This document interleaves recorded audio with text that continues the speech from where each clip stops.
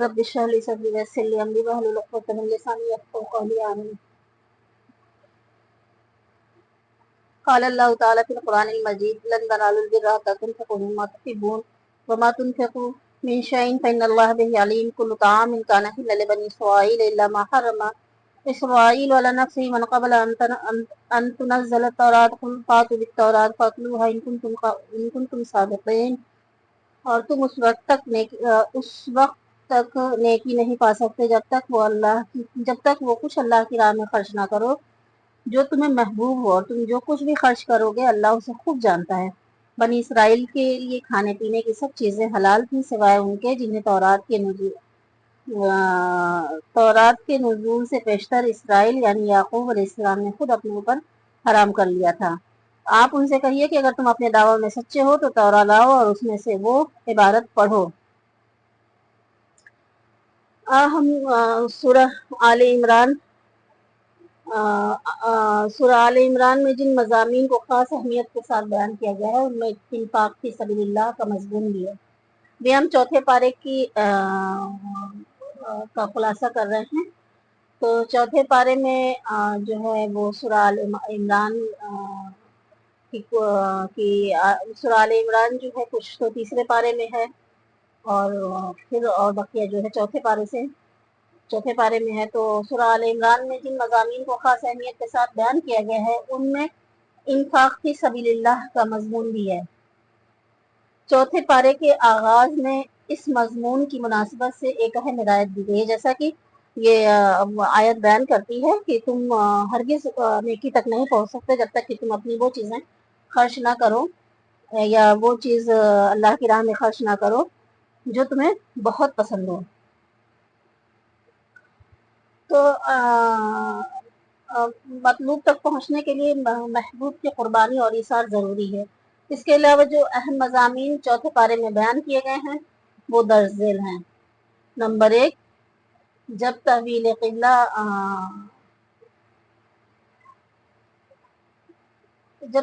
قبلہ کا حکم نازل ہوا تو نبی کریم صلی اللہ علیہ وسلم نے بیت المقدس کے بجائے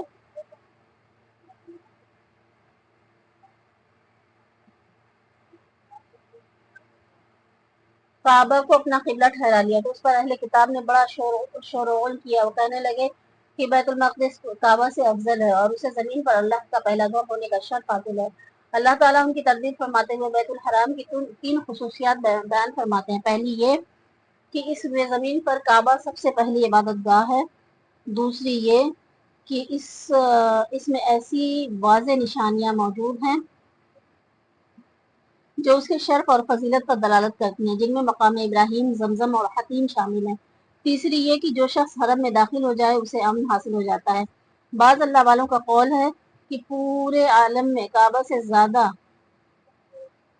شرف والی کوئی عمارت نہیں ہے. اس کی تعمیر کا حکم رب جلیل نے دیا. اس کا نقشہ حضرت جبرائیل علیہ السلام نے بنایا. اس کے معمار حضرت خلیل اللہ تھے اور معاون اور مزدور کے طور پر حضرت اسماعیل علیہ السلام نے کام کیا. دنیا بھر میں یہی وہ عبادت گاہ ہے جس کی زیارت کے لیے سفر کرنے کا مسلمانوں کو حکم دیا گیا ہے. جو شخص سفر وغیرہ کے اخراجات برداشت کر سکتا ہو اور وجوب حج کی دوسری شرائط بھی پائی جائے تو اس پر فوراً حج کرنا فرض ہو جاتا ہے. بلاؤز داخل کرنے سے وہ گناہگار ہوگا. مسلمانوں کو حکم دیا گیا ہے کہ وہ اللہ سے ڈرتے رہیں جیسا کہ اس سے ڈرنے کا حق ہے. اللہ کی رسی کو مضبوطی سے تھامے رکھیں اور گروہ در گروہ تقسیم نہ ہو جائیں.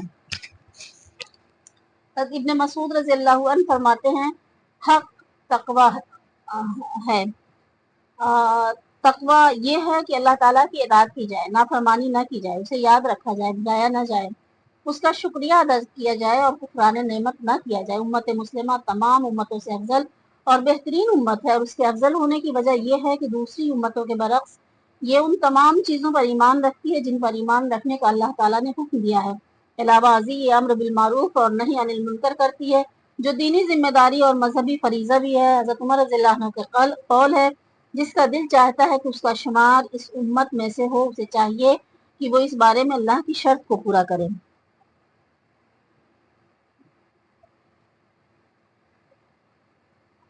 آپ کا ارشاد اسی آیت کریمہ کی طرف ہے جس میں ملت اسلامیہ کی مذکورہ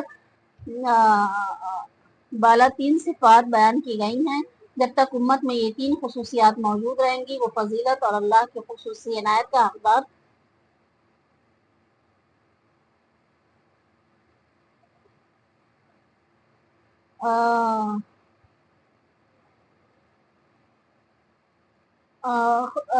अगर खुदा न खास्ता उम्मत का कोई गिरोह या फर्द उन 3 औसाफ से महरूम हो गया तो फजीलत का हकदार नहीं रहेगा। नबी अकरम सल्लल्लाहु अलैहि वसल्लम का फरमान है, उस जात की कसम जिसके कब्जे में मेरी जान है, तुम नेकी का हुक्म देते रहो और बुराई से रोकते रहो, वरना मुमकिन है कि अल्लाह तुम्हारे ऊपर अपना अजाब मुसल्लत कर दे। फिर तुम उससे दुआएं मांगोगे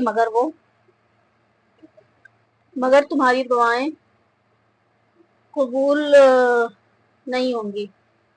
मुनाफिकीन और कुफार से कल्बी दोस्ती लगाने से मना किया गया है और उसके 4 असबाब बताए गए हैं। पहला ये कि वो तुम्हें नुकसान पहुंचाने में कोई कोताही नहीं करते। दूसरा ये कि वो दिल से चाहते हैं कि तुम्हें दीन और दुनिया के एतबार से मुसीबत और परेशानी लाहिक हो। तीसरा ये कि उनके चेहरे और उनकी बातों से तुम्हारे लिए बुग़्ज़ और अदावत जाहिर होता है। चौथा ये कि उनके दिलों में जो बुग़्ज़ और हसद पोशीदा है वो उनके एलानिया बातों से कहीं ज्यादा सख्त है। मुनाफिकों को राजदार और वली वो दोस्त बनाने से मना करने के बाद ग़ज़वे बद्र का जिक्र है, जिसे तमाम इस्लामी ग़ज़वात का ताज होने का शर्फ हासिल है। उस ग़ज़वा के शुरका ने जहाँ खुद जुर्रत और बहादुरी की अनोखी मिसालें कायम की, वहीं उन्होंने अल्लाह ताला की कुदरत और गैबी मदद के मुजाहिरे अपनी आंखों से देखे। मुसलमानों की तादाद बहुत थोड़ी थी, असलहा भी ना होने के बराबर था। इस ग़ज़वा से 2 बड़े सबक मुसलमानों को हासिल हुए।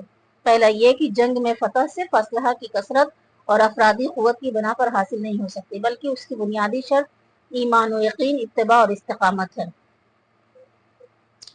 दूसरा ये कि जब तक मुसलमान हक पर साबित कदम रहेंगे और अल्लाह की रस्सी को मजबूती से पकड़े रहेंगे, उन्हें अल्लाह की मदद हासिल रहेगी और वो गालिब रहेंगे। ग़ज़वा बदर का जिक्र सूरह आले इमरान में महज हवाले के तौर पर आया है, वरना असल में यहाँ ग़ज़वा उहद का जिक्र मकसूद है, जो कि 55 आयात में मुकम्मल हुआ। इन आयात में शिकस्त के असबाब और हिकमतें बयान की गई हैं, तंबीह भी है, फहमाइश भी है, तनक़ीद भी है, तारीफ भी है। जैसा कि तारीख़ इस्लाम से मामूली शुद्ध रखने वाला हर शख्स जानता है कि ग़ज़वा बदर में कुरैश ज़िल्लत आमेज़ शिकस्त से दोचार हुए थे। उन्होंने उस शिकस्त का इंतकाम लेने के लिए भरपूर तैयारी के बाद शव्वाल 3 हिजरी में अबू सुफियान की क़यादत में मदीना मुनव्वरा पर चढ़ाई शुरू कर दी। कुरैश का लश्कर 3000 जंगजुओं पर मुश्तमिल था, जिसमें 200 घुड़सवार, 700 ज़िरापोश और 3000 ऊँट थे। 500 औरतें भी शामिल थी। कुरैश के 3000 लश्कर के मुकाबले मुसलमानों की तादाद सिर्फ 700 थी। नबी अकरम सल्लल्लाहु अलैहि वसल्लम ने हज़रत अब्दुल्लाह इब्न जुबैर रज़ियल्लाहु अन्हु की क़यादत में 50 सवारों का एक दस्ता अपने अक़द की पहाड़ी पर मुतय्यन फरमा दिया। उस पहाड़ी को जबल रिमा के नाम से याद किया जाता है। आपने उस दस्ते को ताकीद फरमा दी कि फतह हो या शिकस्त, किसी सूरत भी यहाँ से न हटे, यहाँ तक कि अगर तुम देखो कि परिंदे हमारी लाशें नोच रहे हैं तो भी यहाँ से न हटना। सिपह सालार आज़म सल्लल्लाहु अलैहि वसल्लम ने इस्लामी मुजाहिदीन को मैदान में इस तरह फैला दिया था कि कुरैश लश्कर दो बदू मुकाबला करने पर मजबूर हो गया और उसके लिए अपने सवारों को इस्तेमाल करना मुमकिन न रहा। इनफरादी मुकाबलों में कुरैश के 8 अलमबरदार कत्ल हो गए, जिससे कुरैशी लश्कर की हिम्मतें पस्त हो गईं। हज़रत अली, हज़रत हमजा और हज़रत अबू दुजाना रिज़वानुल्लाह अलैहिम अजमईन जैसे इस्लामी शेरों के हमले इस कदर शदीद थे कि मुशरिकों के कदम उखड़ गए और वो मैदान छोड़कर भाग खड़े हुए। कुरैशी लश्कर की शिकस्त देखकर जबल रिमा के 3 अंदाजों ने भी अपनी जगह छोड़ दी और 10 मुजाहिदीन के सिवा सब माले गनीमत जमा करने में मसरूफ हो गए। खालिद इब्न वलीद उस वक्त अभी इस्लाम कबूल नहीं किया था, जो कि अब तक अक़ब से हमला करने में नाकाम रहे थे। उन्हें सुनहरी मौका हाथ आ गया और उसने जबल रिमा पर मौजूदा चंद तीरंदाजों को रोकते हुए जोरदार हमला कर दिया। इस्लामी फौज इस शदीद हमले से गाफिल थी। उधर जब भागते हुए कुरैशी प्यादे के सिपाहियों को इस हमले की खबर मिली तो वो भी पलट पड़े। अब इस्लामी लश्कर दो तरफा हमले का शिकार हो गया। यूं बज़ाहिर एक छोटी सी गलती की वजह से मुसलमानों की फतह शिकस्त में तब्दील हो गई। इस लड़ाई में 22 मुशरिक कत्ल हुए, जबकि दूसरी तरफ 70 सहाबा शहीद हुए। सैयदुश्शुहदा हज़रत हमजा रज़ियल्लाहु अन्हु भी इसी में शामिल थे। कुरैशी लश्कर इस पोजीशन में था कि अगर अल्लाह उसके दिलों को फेर न देता तो इस्लामी लश्कर का मुकम्मल खात्मा कर सकता था। لیکن موقع ملنے کے باوجود وہ ادھوری فتح پر ہی اکتفا کرتے ہوئے مکے لوٹتا ہوا نظر آیا۔ منافقین نے اپنی فطرت کے مطابق وسوسہ اندازی شروع کی کہ اگر مسلمان حق پر ہوتے تو انہیں ہرگز شکست نہ ہوتی، اس لیے 55 آیات میں غزوہ احد پر تبصرہ کرنے کے بعد 25 آیات میں منافقین کا تذکرہ ہے جو فتنہ فساد کا کوئی موقع حاصل نہیں جانے دیتے تھے۔ احد کے شہداء کی تدفین سے فارغ ہونے کے بعد نبی کریم صلی اللہ علیہ وسلم کو اطلاع ملی کہ ابو سفیان کو روحہ کے مقام پر پہنچ کر اپنی اس غلطی کا احساس ہوا ہے کہ میں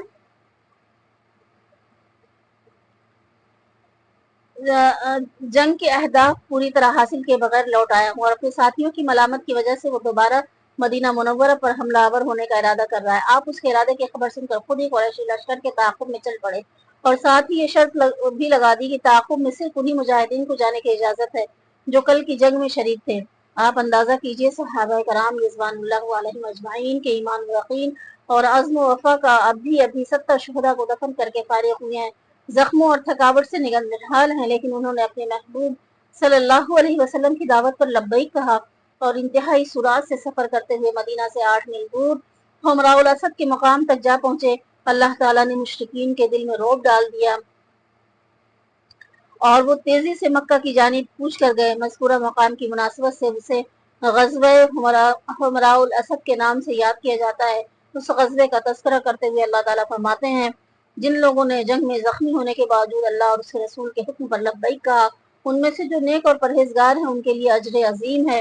سورہ آل عمران کے آخری رکوع میں ان اہل ایمان کا ذکر ہے جو ہر حال میں اللہ کو یاد کرتے ہیں، ارض و سما کی تخلیق کے بارے میں غور و فکر کرتے ہیں، اپنے پروردگار سے دعائیں کرتے ہیں۔ سورہ کے اختتام پر فلاح کے 4 اصول بیان ہوئے ہیں: صبر، دین پر جمے رہنا اور مشکلات اور مصائب کی وجہ سے دل چھوٹا نہ کرنا، مصابرہ، دشمن کے مقابلے میں دشمن سے زیادہ استقامت اور شجاعت کا مظاہرہ کرنا، مرابطہ، دشمنان دین سے مقابلے کے لیے اپنے آپ کو تیار رکھنا، اور تقوی، ہر حال میں اور ہر جگہ اللہ سے ڈرتے رہنا۔ یہاں جو ہے وہ سورہ آل عمران ختم ہوتی ہے اور اب سورہ نساء شروع ہوتی ہے۔ سورہ نساء کا تقریباً 1/4 چوتھے پارے میں آئی، یہ بھی مدنی سورہ ہے، اس میں 174 آیات ہیں، 176 آیات ہیں۔ اسے سورہ نساء کبریٰ یعنی بڑی سورہ نساء بھی کہا جاتا ہے۔ اس کے مقابلے میں 28ویں پارے کی سورہ طلاق کو سورہ نساء قصرہ یعنی چھوٹی سورہ کہا جاتا ہے، چونکہ سورہ میں ایسے احکام کثرت سے بیان ہوئے جو خواتین سے تعلق رکھتے ہیں، اس لیے اسے سورہ نساء کا نام دیا گیا۔ اس سورہ کو جو حصہ چوتھے پارے میں ہے اس میں جو اہم مضامین اور احکام مذکور ہیں وہ درج ذیل ہیں۔ یتیموں کے اموال ان کے حوالے کر دیے جائیں، انہیں کھیانے یا عمدہ مال کو ردی مال سے بدلنے کی کوشش نہ کی جائے۔ یہ حکم یتیم بچوں کے بارے میں بھی ہے اور یتیم بچیوں کے بارے میں بھی، لیکن عام طور پر یتیم بچوں کی میراث میں ناجائز تصرف زیادہ کیا جاتا تھا۔ 4 عورتوں کے ساتھ نکاح کرنے کی اجازت ہے، مگر شرط یہ ہے کہ شوہر ان کے حقوق ادا کرنے کی سکت رکھتا ہو اور ان کے درمیان عدل و انصاف بھی ملحوظ رکھ سکے۔ اگر شوہر ایسا نہیں کر سکتا تو اسے ایک بیوی پر ہی اکتفا کرنا چاہیے۔ تعداد ازواج کا رواج تو اسلام سے پہلے بھی تھا، مگر وہ رواج کسی قید اور ضابطے کا پابند نہیں تھا، نہ تعداد متعین تھی اور نہ ہی بیویوں کے درمیان عدل و مساوات کی کوئی شرط تھی۔ ایک شخص 10 بلکہ اس سے بھی زیادہ عورتوں سے نکاح کر سکتا تھا، پھر ان میں سے جس کے حقوق چاہتا ادا کرتا اور جسے چاہتا معلق رکھتا۔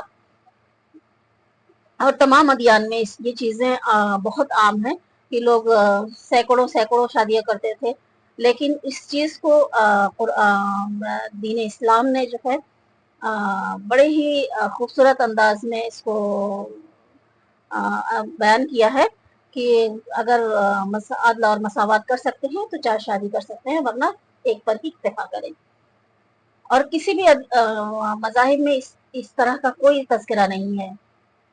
تو اللہ تعالیٰ نے جو ہے وہ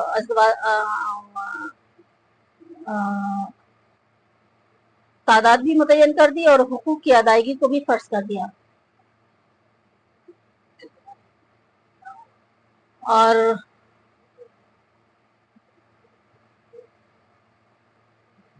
اسلام کا سورج طلوع ہونے سے پہلے عورت کو میراث میں سے کچھ بھی نہیں دیا جاتا تھا۔ اہل عرب کا مقولہ تھا ہم اسے کیسے مال دیں جو نہ گھوڑے پر سوار ہو سکے، نہ تلوار اٹھا سکے اور نہ ہی دشمن کا مقابلہ کر سکے۔ اپنے اس جاہلانہ اصول کی بنیاد پر بچوں اور خواتین کو میراث سے محروم رکھا جاتا تھا اسلام نے اس ظلم کا خاتمہ کیا اور بچوں اور خواتین کو بھی وراثت کا حقدار قرار دیا۔ عورت کو حصہ دینا اس پر کسی کا احسان نہیں ہے، بلکہ اس کا حق اور اس کا فریضہ ہے جو اسے دیا جاتا ہے۔ عورتوں کے ساتھ حسن سلوک اور میراث میں ان کا حصہ بیان کرنے کے بعد ان خواتین کا تذکرہ ہے جن کے ساتھ قرابت، نسبت، مسائرت یا رضاعت کی وجہ سے نکاح کرنا حرام ہے۔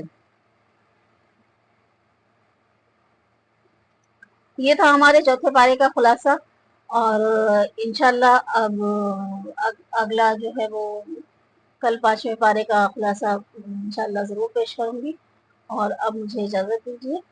اللہ حافظ۔